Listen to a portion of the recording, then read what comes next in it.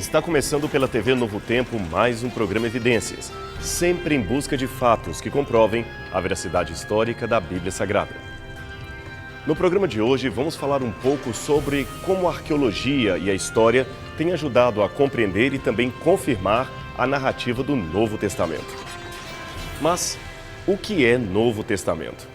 Ora, o Novo Testamento é a coleção de livros que compõem a segunda parte da Bíblia cristã. São ao todo 27 livros, a saber, 4 evangelhos, que narram a vida e ministério de Jesus, um livro de Atos dos Apóstolos, que conta os primórdios da Igreja Cristã, 21 cartas de diferentes autores e um livro de revelações chamado Apocalipse. A rigor, a chamada Carta aos Hebreus é considerada por muitos teólogos não como uma carta, mas como um tratado. Logo, alguns acadêmicos entendem que deveríamos falar de 20 cartas e não 21, mas este é um detalhe teológico para outra ocasião e não precisamos nos preocupar com ele por enquanto. Agora, o teólogo Josh McDowell escreveu certa vez com muita propriedade que o Antigo Testamento era a preparação para a vinda do Messias. Neste caso, os evangelhos seriam a sua manifestação. O livro de Atos, a proclamação de sua mensagem, e as epístolas, a explicação dela. No caso, o Apocalipse seria a consumação da obra messiânica. Realmente tudo na Bíblia parece gravitar em torno do Messias, em torno de Jesus de Nazaré. Continuando nossa apresentação, é importante saber que o Novo Testamento não foi escrito em hebraico, como as escrituras judaicas, mas foi escrito antes em grego koiné. O motivo era que o grego se tornou a língua franca nos dias em que o Novo Testamento nasceu e o cristianismo progrediu. O próprio Império Romano adotou o grego como língua internacional a ser usada especialmente na parte oriental do seu território. Isso facilitaria o comércio, as exportações e o controle administrativo das regiões conquistadas. Interessante que os romanos, embora tivessem o latim como a sua primeira língua, não tinham o interesse em torná-lo uma língua universal. A razão disso é que se precisassem conversar algo mais particular, perto de colonos ou cidadãos subjugados, poderiam fazê-lo em latim, mantendo deste modo um certo sigilo no diálogo. Afinal de contas, a chance de um estrangeiro saber latim era tão pequena que eles então poderiam assim comunicar de maneira secreta. Eles não estudavam latim como estudavam grego. Deste modo, autores do Novo Testamento se valeram do grego para escrever os seus documentos, mesmo não sendo esta a sua primeira língua. É que eles queriam garantir que os seus manuscritos fossem lidos e transmitidos às gerações futuras. E não é que deu certo? Hoje o Novo Testamento está publicado em mais de 2.000 línguas e dialetos diferentes espalhados ao redor do mundo. Este é, sem dúvida, o livro mais divulgado em toda a história da humanidade. O Novo Testamento, na verdade, demorou um pouco para ser composto, algo acima de 50 anos, até a sua finalização. E, segundo a opinião de grande parte dos acadêmicos, da coleção que hoje nos chegou, a carta inicial de Paulo aos Tessalonicenses teria sido o primeiro documento produzido, e o Evangelho de João teria sido o último deles. E esse nome, Novo Testamento, de onde ele vem? Pelo visto, tudo começou com Melito de Sardes, que viveu no final do 2º século depois de Cristo. Melito preparou uma lista de livros sagrados das Escrituras e, ao fazê-lo, separou-os em 2 grupos, os livros sagrados judaicos e os livros sagrados cristãos. Aos livros sagrados do judaísmo, ele deu o nome de Palaia Diateque, que quer dizer Antiga Aliança. É claro que a frase implica na ideia de uma nova aliança, ou, como diz em grego, uma nova diateque, ou kaine diateque, que seria, neste caso, o 2º grupo de livros sagrados do cristianismo. Mas esta expressão só foi usada em relação às escrituras cristãs nos escritos de outro autor chamado Irineu de Lyon. Irineu foi autor de uma antiga obra chamada Adversus Héreses, que também foi contemporânea dos escritos de Melito. Acontece que por volta do 4º e 5º século depois de Cristo, o latim voltou a ser a língua oficial de todo o Império Romano. Aí desta vez um outro autor chamado Jerônimo fez, a pedido do Papa Dámaso, uma nova tradução da Bíblia para o latim. Esta nova tradução chamava-se Vulgata Latina. Aí ele traduziu a palavra grega diatheke, aliança, por testamentum. Deste modo surgiram os títulos Vetum Testamentum, ou Antigo Testamento, para falar da Antiga Aliança, e Novum Testamentum, ou Novo Testamento, para falar da Nova Aliança. Talvez alguém possa estar se perguntando, então Jerônimo cometeu um erro de tradução? Não necessariamente.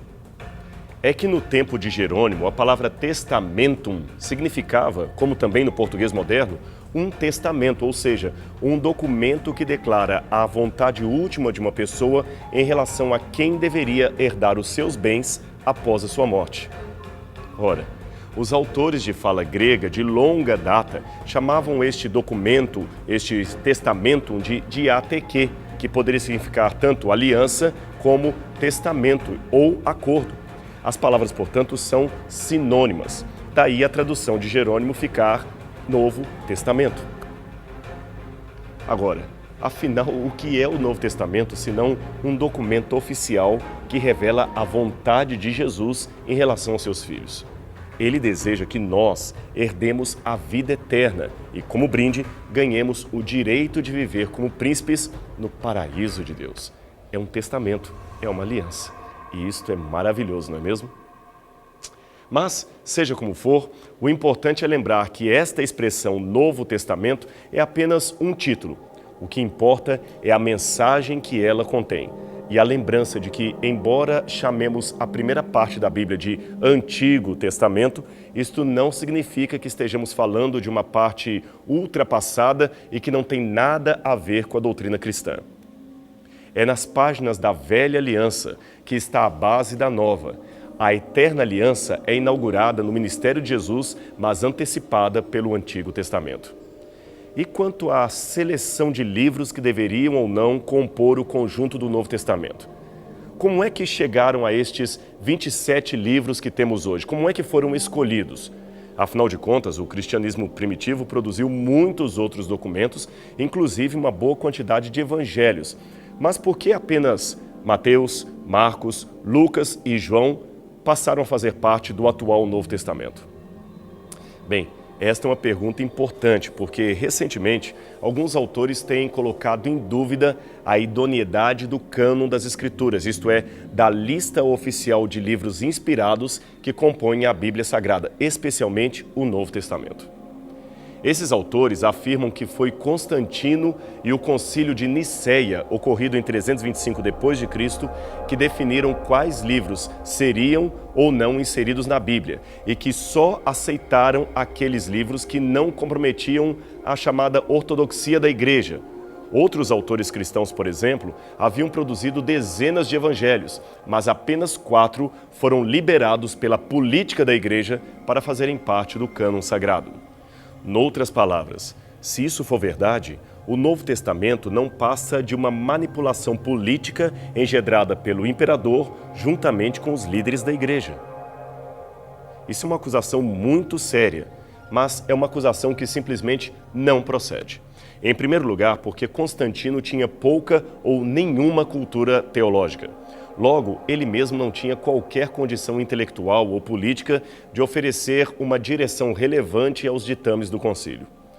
Tanto é que, numa carta que ele mesmo enviou ao bispo Ósio de Córdoba, ele havia demonstrado não entender nada sobre as questões cristológicas que estavam sendo discutidas naquele encontro. Ademais, Constantino mesmo era simpatizante dos 2 principais líderes gnósticos da ocasião, a saber, Ário e Eusébio de Nicomédia. Os gnósticos, só para que você saiba, eram um grupo que tinha interesse em acrescentar evangelhos, digamos, estranhos ao cânon sagrado da Bíblia Sagrada. E eles tinham muito mais força política que os demais. Logo, se predominasse em Niceia algo que fosse, digamos, uma força política, aí sim teríamos hoje um Novo Testamento cheio de evangelhos gnósticos, conforme era um desejo dos teólogos de Alexandria, especialmente Ário. E tem outro detalhe a mais. O Concílio de Niceia, que, como dissemos, aconteceu em 325 d.C., não tocou no assunto do cânon bíblico.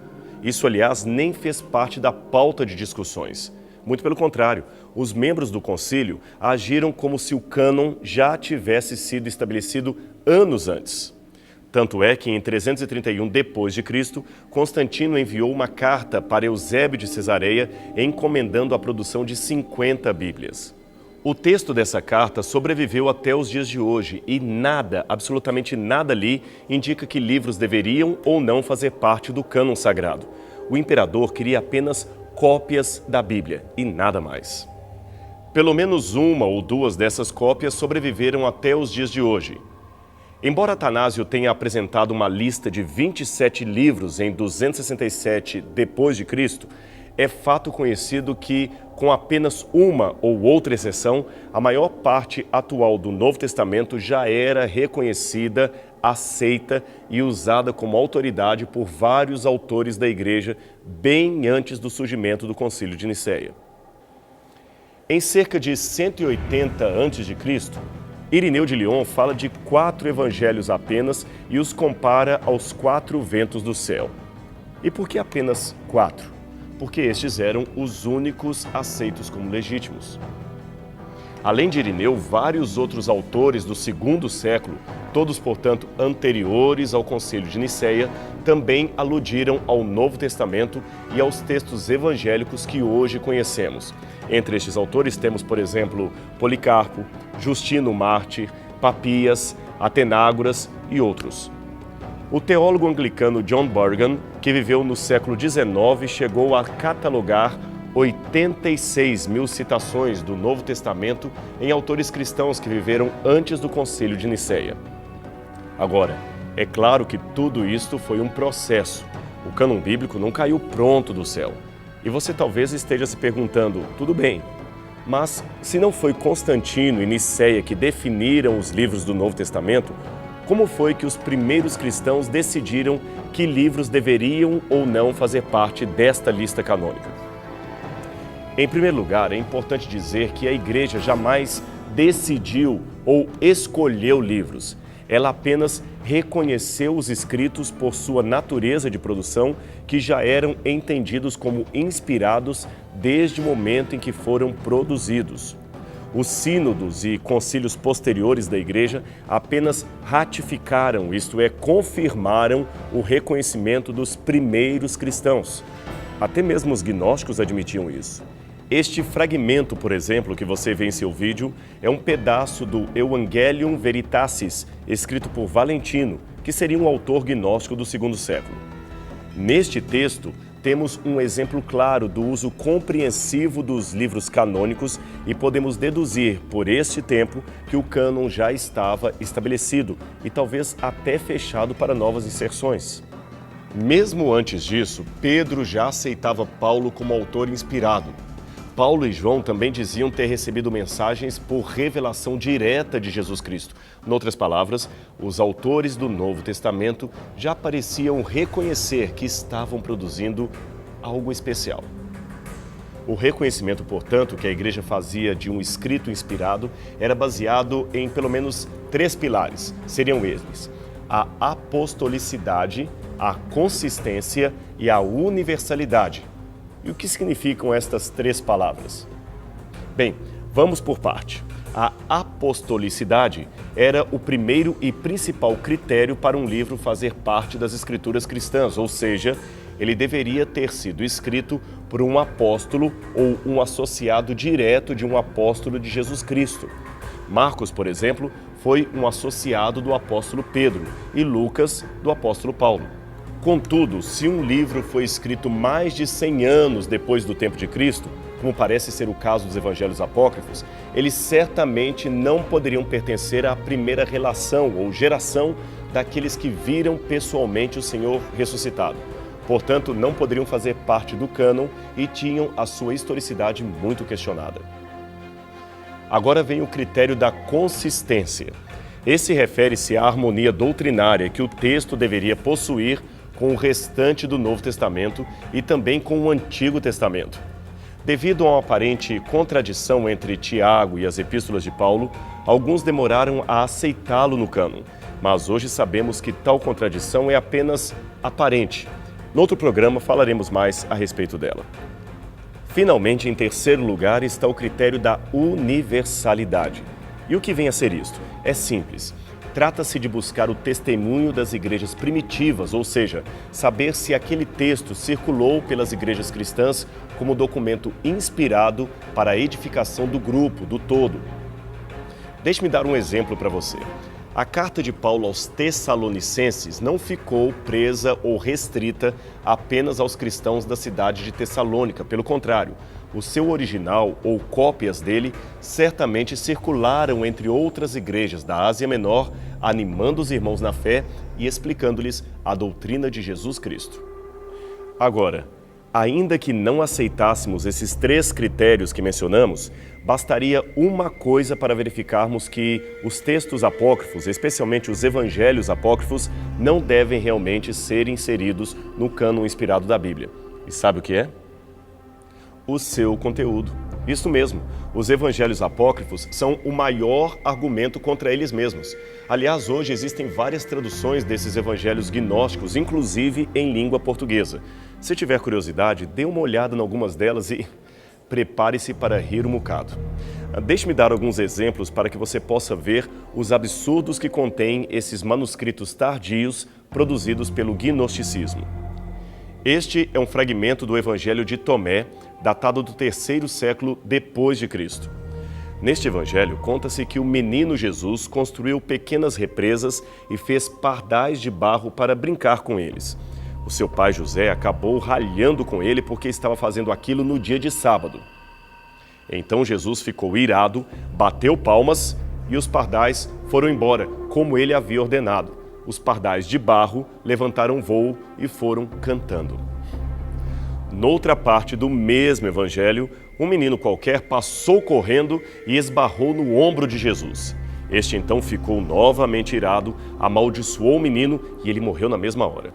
Os pais do garoto morto foram então reclamar com José, o pai adotivo de Jesus, e por causa disto, ambos acabaram ficando cegos.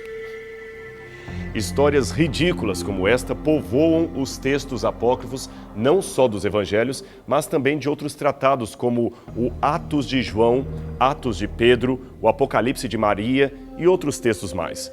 Não precisa ir muito longe para perceber que não se tratam jamais de histórias inspiradas por Deus. Mas eu sei que alguém ainda pode dizer, ora, os evangelhos canônicos, isto é, aqueles 4 que estão em nossas Bíblias, também trazem relatos fora do comum, como, por exemplo, Jesus andando sobre as águas, subindo ao céu em carne e osso, alimentando milhares de pessoas com 5 pães e 2 peixes. Mas veja, o que questionamos nos apócrifos não é a descrição de um milagre, pois milagres podem de fato ocorrer. O que questionamos é a natureza imoral daqueles eventos. Multiplicar pães para saciar a fome é diferente de amaldiçoar um menino porque acidentalmente esbarrou em seu ombro. Agora, pensando que talvez ainda tenhamos alguém insatisfeito com os argumentos apresentados, deixe-me apresentar algo a mais para desmentir a ideia de que o cânon nasceu em Niceia por influência de Constantino. Vamos, por um minuto ou por um instante, supor que esta afirmação estivesse correta, ou seja, que o Novo Testamento seria mesmo fruto de uma trama política envolvendo o imperador de Roma e os líderes da igreja cristã daquele tempo. Vamos ainda supor que todos os escritos que conspirassem contra a igreja fossem retirados arbitrariamente porque feririam os pressupostos teológicos do cristianismo. Agora raciocine comigo. Se foi isto que aconteceu realmente, então temos aqui um problema. Sabe qual é? É que por alguma razão, textos que deveriam ser excluídos acabaram ficando no cânon. E por que eu digo isto?